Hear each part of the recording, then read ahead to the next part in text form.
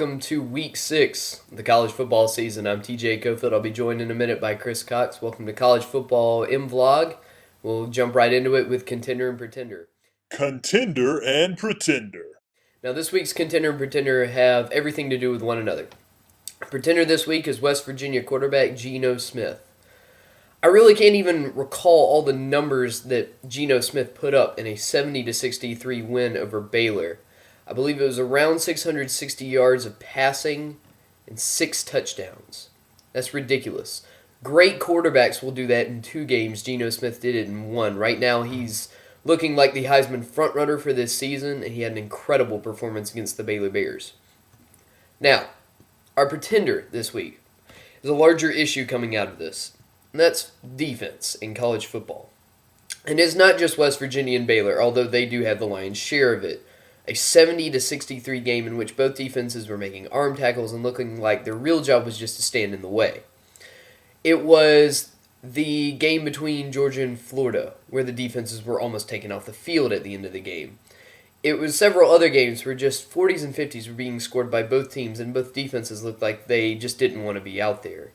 Bad tackling, bad form, and it just doesn't help the game of football to see these high scores. It may seem exciting, but good defense is always going to be what good football is all about. Games to watch. For our games to watch segment this week, we're only going to watch 2 games because we're going to discuss a 3rd game in our Hometown Heroes section. But first we're going to look at number 8 West Virginia traveling to take on the number 11 Texas Longhorns. Look, West Virginia put up incredible offensive numbers against Baylor last week in their first win as a Big 12 team.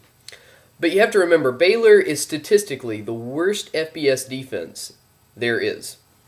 So, they will come in to play in Austin against the Texas team that has a better defense. Not a great defense, but a better defense, mind you. And I just have a feeling that Texas is going to be able to find the ability to put up enough points to stay with West Virginia and get a home victory. So I'm going to go with the upset and go with Texas winning at home over West Virginia. Our other game that we're going to watch this week is in the SEC. It's a matchup between the number 10 Florida Gators taking on the number 3 LSU Tigers. Tigers will be traveling down to the Swamp for this one. Now, Florida's a good team. Florida is an improved team over this year. Now, what you'll say is, but Florida was 4-0 last year. Well, they were 4-0 this year, but they were much different 4-0. They're much better 4-0. Nonetheless, I do believe that LSU will find a way to pull out a victory, maybe in the special teams or maybe defensive touchdowns, but I do believe that LSU is going to find a way to get the win in the Swamp over the Florida Gators. Ask TJ. Dun dun dun dun dun dun dun dun dun dun dun dun dun dun dun dun. Our question this week, a little more politically themed than we're used to, is what 2 head coaches would I want to see go head-to-head in a debate? Well, first of all, if you watched the presidential debate the other day, you understood the importance of having a good moderator. Or, in this case, the effects of not having a moderator at all. So, we need somebody who can really enforce the rules for this. Now, this is tough. I think you got to go with Ed Hockley, one of the head referees of the NFL. Now, Ed Hockley is a good ref. Ed Hockley has biceps the size of my head. So if anyone needs to bust any schools, Ed can do it. He's also a lawyer as his full-time employment. He knows how to moderate a case. Now, what 2 coaches would I go with? I need guys who are going to give me some good quotes. I need guys who are going to say some off-the-wall stuff. And I can think of no better coaches than current Washington State coach Mike Leach and current South Carolina coach Steve Spurrier. I'd like to see them take on a number of different issues. For instance, Nick Saban's recent comments opposing the use of no-huddle offense and saying that it leads to injuries and is ruining the integrity of the game. I think I would just like to hear Steve Spurrier make some kind of comment that would at one point pay respect to Coach Saban, but also kind of make fun of him. And then I would like to hear what Mike Leach had to say in relating this to piracy or some other random subject that only his mind could come up with. I think a good televised debate between Mike Leach and Steve Spurrier, moderated by Ed Hockley, could be some political gold for us. Hometown Heroes.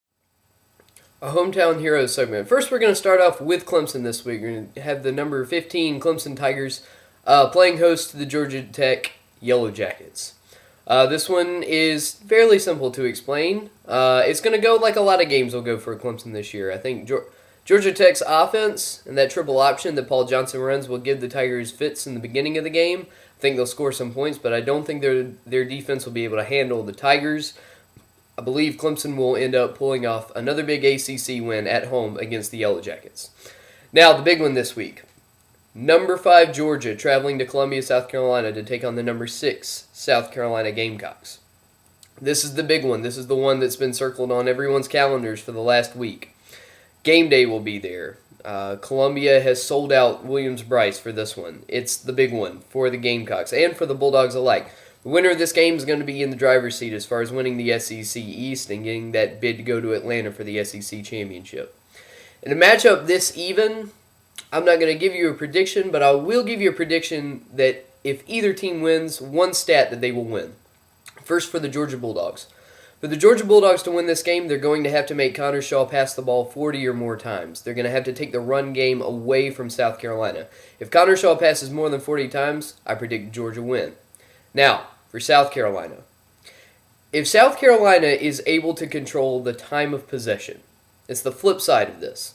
If South Carolina controls the time of possession and the gameplay of this, then South Carolina will win.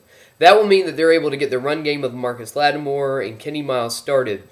They're able to control the clock. If South Carolina can do that, then they'll pull off the big home win. This week, the Furman Paladins will be making the short trip down I-85 to Spartanburg to take on the number 5 ranked Wofford Terriers. Furman is coming off of a pretty good win, their first conference win against Western Carolina last week, and now we get to really find out where they truly are. Wofford obviously is one of the top teams in FCS, and if Furman wants to make some noise in the Southern Conference, they're going to have to take down the Terriers, who are the last undefeated team in the SoCon.